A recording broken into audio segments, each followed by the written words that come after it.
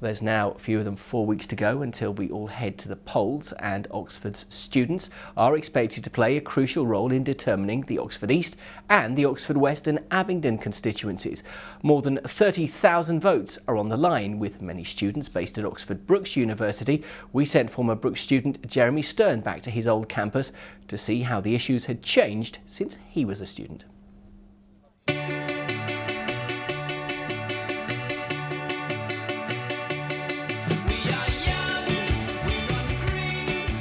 When I was a student here back in 1997, my friends and I were buzzing about the election. Now, our politics differed, but we were all generally optimistic about the role politicians could play in our futures.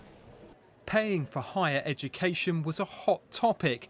These students say it still is, although not at the top of the list. One word, what is the most important issue for you? Brexit. Brexit. Brexit. Yeah, Brexit. Is Brexit important to you? Well, yes, but I'm more concerned about the economy. The NHS also came up. Overcrowded, underfunded.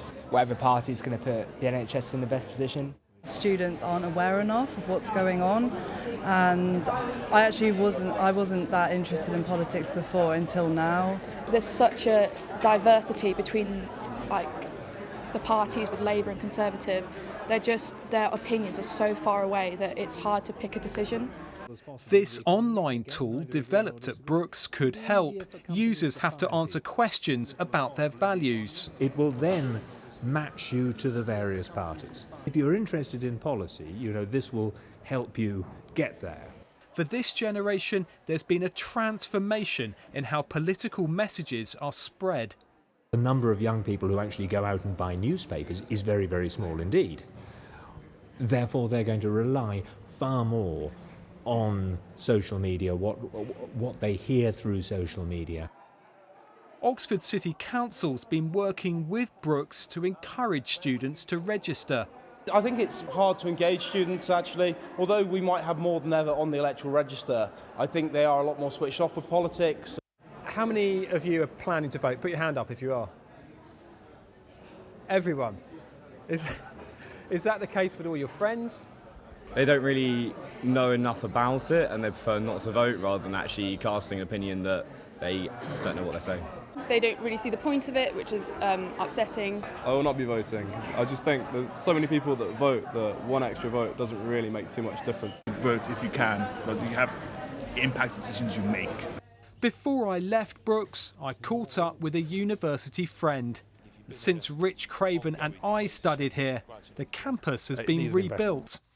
If you put me here, I wouldn't even know where I was. You'd be lost. It's completely different, isn't it? Rich has worked at Brookes on and off since we graduated. Certainly from the students that I've interacted with over the years, they are questioning what's out there. I've got a daughter who's 11, she's already questioning the world around her. So I think people are becoming more politically aware at a younger age than perhaps they were in our day. So how important do you think the student vote is in Oxford? Hugely. Whatever their political beliefs, it's imperative that young people, student communities have the chance to get out and vote and listen. And I think because there's a significant percentage of this country did not vote in the last general election, there's a real opportunity for students to make a huge and positive difference. An old adage still applies to Oxford constituencies. If you can win the students, you can win the seat. Jeremy Stern, BBC South Today.